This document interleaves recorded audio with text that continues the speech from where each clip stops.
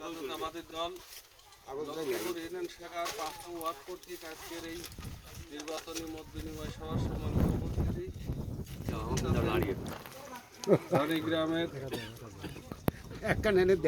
আলহাজ আলম প্রামাণিক উপস্থিত, আলহাজ ইউসুফ হাজি উপস্থিত, কালাম উপস্থিত, কালু মণ্ডল উপস্থিত আছেন, পরশ হাজি উপস্থিত, বাংলাদেশ জাতীয়তাবাদী দলের ৪ এবং ৫ নং ওয়ার্ডের সভাপতি সেক্রেটারি আব্দুল সালাম, কামরুল ইসলাম, আমাদের দীর্ঘদিনের রাজনৈতিক বাংলাদেশ জাতীয়তাবাদী দলের আদর্শ যিনি ধারণ বাহন করে চলছেন আমাদের বড় ভাই জিন্না ভাই উপস্থিত, রানীগ্রাম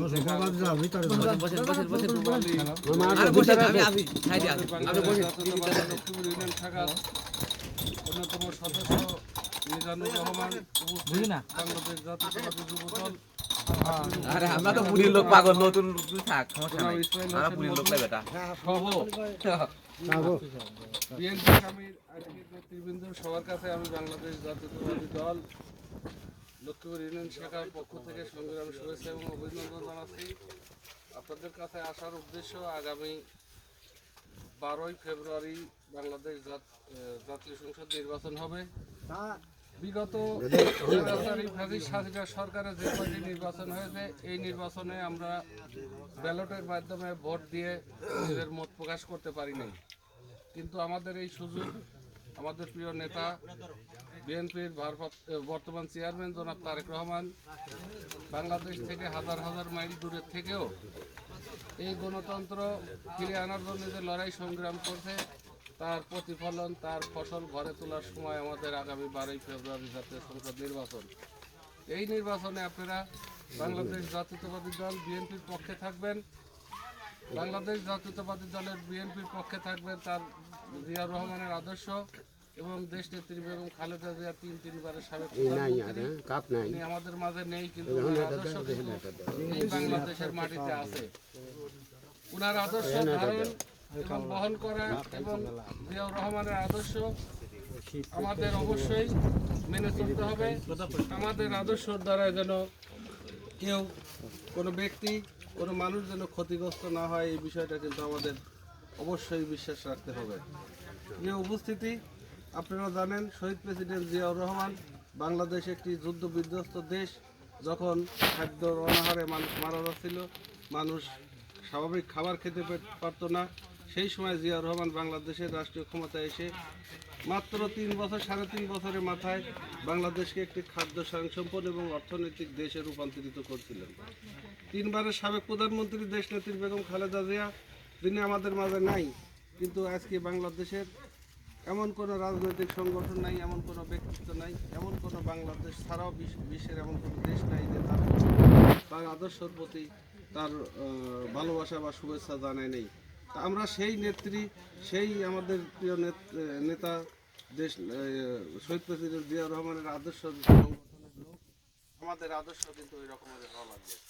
আমরা কারোর সাথে ঝগড়া নয়, বিবাদ নয়, আমরা কারোর সাথে বৈরিতা নয়, আমরা সহানুভূতি মনোভাব দেখিয়ে ভালোবাসা দিয়ে আমরা মানুষের হৃদয় জয় করে আগামী দিনে ধানের শীষের পক্ষে আমরা জনগণকে ঐক্যবদ্ধ করব এবং ধানের শীষ প্রতীক যাতে নির্বাচিত হইতে পারে। আমাদের প্রিয় নেতা ইতিমধ্যে হাবিবুর রহমান হাবিব আপনাদের সামনে কথা বলছেন, তারও কথা আমি যদি নির্বাচিত হইতে পারি আমি ইনশাল্লাহ বাংলাদেশ জাতীয়তাবাদী দল শহীদ জিয়ার আদর্শ নিয়ে এ দেশ একটি স্বপ্ন দেশ তৈরি রূপান্তরিত করব।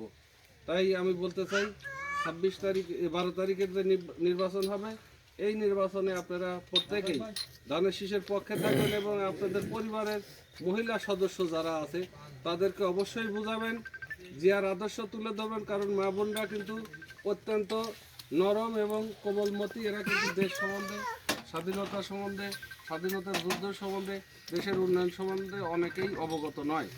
তাহলে আমাদের পুরুষদের দায়িত্ব কি? প্রত্যেক বাড়িতে এই বিষয়গুলো তুলে ধরা এবং তাদের বোঝানো।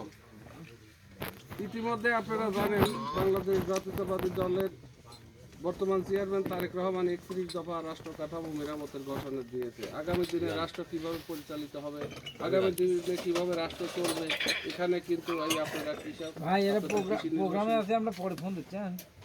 মানুষ আপনারা কিভাবে উন্নয়নশীল আপনারা খাদ্য স্বয়ংসম্পন্ন হবেন, প্রত্যেকটা বিষয় কিন্তু তুলে ধরা আছে।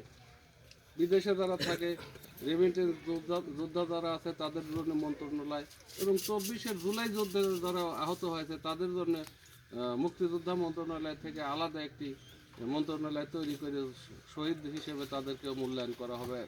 আমাদের প্রিয় চেয়ারম্যান তারেক রহমান ইতিমধ্যেই ঘোষণা দিয়েছেন।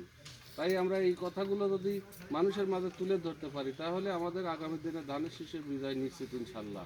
কি তাই তো? আপনারা সবাই ধানের শীষের পক্ষে থাকবেন। সকলের সুস্বাস্থ্য কামনা করে 22 তারিখ থেকে আমাদের নির্বাচন শুরু হবে। এই নির্বাচনে আমরা ঐক্যবদ্ধভাবে আমরা এখানে একটা কমিটি করব।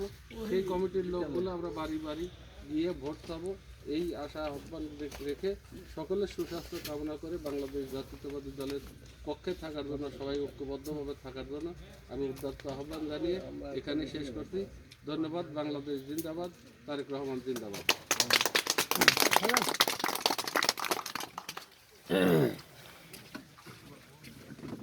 হয়েছে না কেটে গেছি।